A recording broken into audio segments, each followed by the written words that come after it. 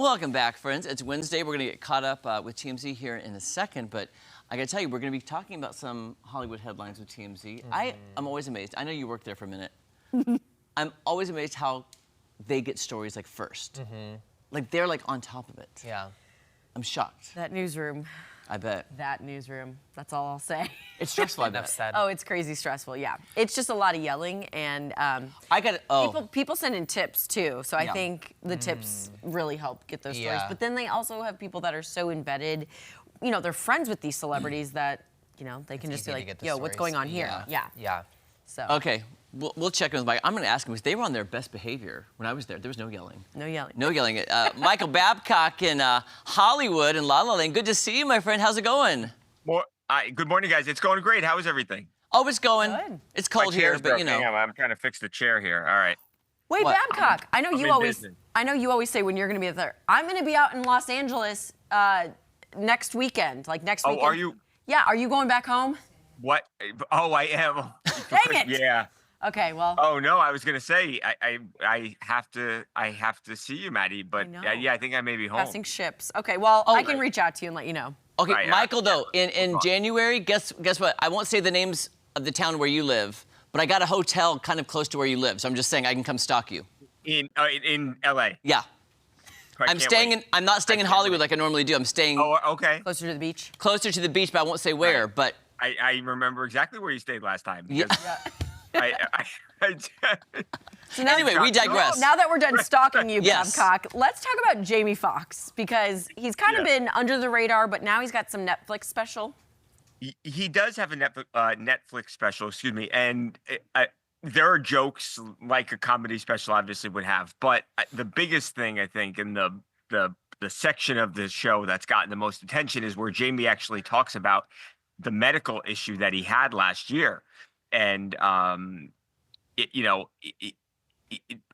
we didn't know. I think there was a lot of people who speculated, okay, it seems like he had a stroke, especially because he ultimately ended up getting treated at this one place in the Chicago area that specialized in strokes. But now he's told the whole story. So he was filming a movie. He's in the Atlanta area in April 11, 2023. He's got a headache. He asked his buddy to get him medicine, Advil, aspirin, whatever it was.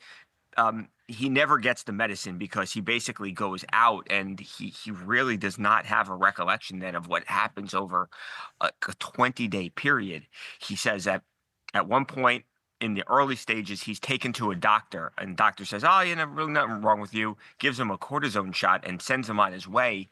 Jamie said, though, my sister was such an advocate for me, and she felt like that wasn't right. So they end up going to see some other doctor at the hospital, and the doctor says, yeah, you've got a brain bleed, and the brain bleed caused the stroke. And if not for that doctor, I mean, I think it's very possible that you're talking about, you know, the story is Jamie Foxx tragically died of this medical crisis, and that obviously didn't happen because of this doctor and because his sister was aware. So long recovery, obviously, but he's perfect now. I mean, you wouldn't know anything happened. He's sharp as ever, looks the same, all of that. So great ending to what was a scary story for him and his family.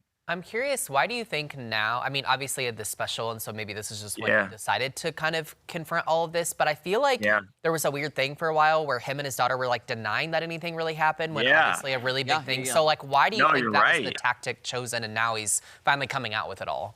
Yeah, I mean, I think it does go to show that he has a tight-knit group around him, because, you know, I've seen the way these things usually work, and a lot of times there are leaks, and the leaks come from people, you know, in the so-called inner circle, but none of that happened. I mean, they were all quiet, and he said, I don't want to sit there. You know, everyone wanted to do an interview with him, and I'm sure he got an offer from every big show in the country, but he said, I'm going to do it on my own special, and I'll get my exclusive interview. So I think from that standpoint, he knew that, the first time he talked about it was going to be something that he really cared about. But yeah, as far as how they denied it for the whole time, I don't know why.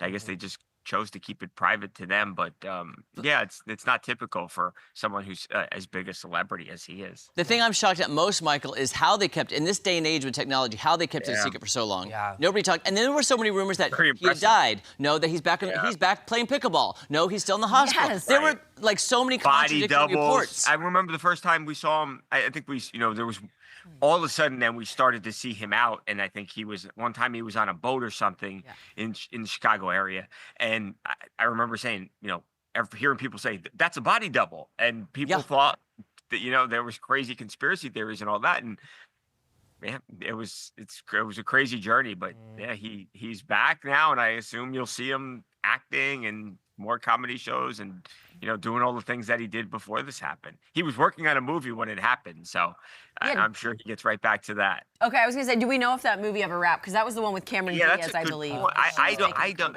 Great question. Yeah, Maddie. I actually don't know. Interesting. Yeah, what happened to his part then? If they never actually got to complete it. Did you guys hear the rumor that I do remember now. We did a story that they recast the role. So yeah, they must have finished. I remember we saw the actor on set. So yeah, I'm almost certain that they're trying to remember back to that story that they recast the role, and I assume then the movie, Correct me if I'm wrong. I thought I read a story too about Cameron Diaz making that comeback in that movie, and she had such a bad time making that movie. She's like, "I'm leaving again. I'm not doing this again." Yeah, she doesn't want to do it right. Yep. Yeah, well, that's not doomed good. from the start, I guess. Wow, yeah, interesting. Okay, Michael. So switching topics here. Yes. Joe Burrow's home burglarized. What in the heck is happening with this?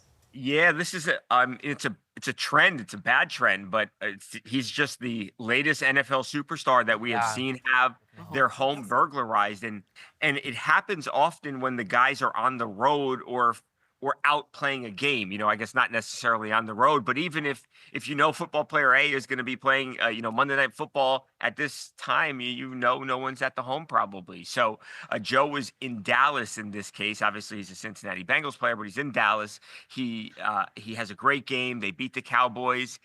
And what do you know? While all that was going on, somebody was breaking into his home. Now, scary part here is, perhaps there's a clue because there was a Sports Illustrated and a Victoria's Secret model who he had been linked to, who made a call to 911 because she was actually apparently in the home when the burglary was happening. So how much scarier does that make it? You're not just talking about property at that point. You're talking about being inside when someone's trying to get in. And so she ultimately ends up calling the police, and they rush over, and now they're currently investigating. They didn't make any arrests.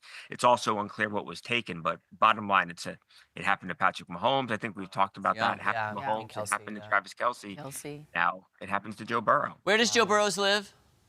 In the Cincinnati area. Okay, just double checking. These burglars are getting very smart. Yeah. No, they really are. Very brave, very smart. I mean, think about like Kendall Jenner, and think about Sandra Bullock. That's what came into my head when she was in the house on the phone with 911. Terrifying. Terrifying. Terrifying. Terrifying. Yeah, I mean, they all have security cameras, so they have an alarm, but outside of actually getting physical security to stand guard, I don't know what else you can do if you're these guys. Exactly.